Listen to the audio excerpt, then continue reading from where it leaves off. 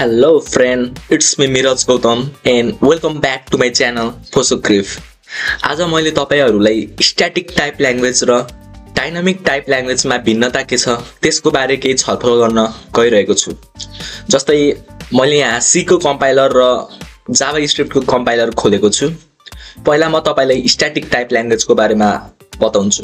जस्तै C भनेको एउटा स्ट्याटिक टाइप ल्याङ्ग्वेज हो, JavaScript भनेको डाइनामिक टाइप ल्याङ्ग्वेज हो। किन भन्छु, जस्तै तपाईले C मा कुनै पनि भ्यारिएबललाई डिक्लेयर गर्न छ भने डेटा टाइपबाट डिक्लेयर गर्नुहुन्छ नि।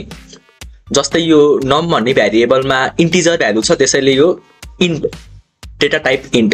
यदि बाइ चान्स यहाँ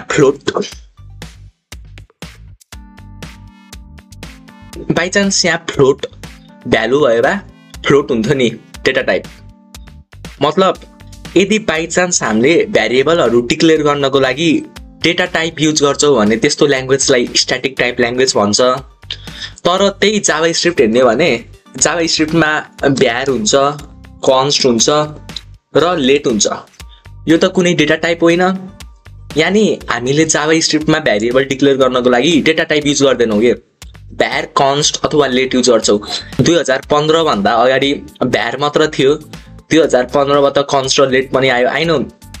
तर डेटा टाइपबाट त डिक्लेयर गर्दैनौं नि हामी भ्यारिएबल, त्यसैले यसलाई डाइनामिक टाइप ल्याङ्ग्वेज भन्छ।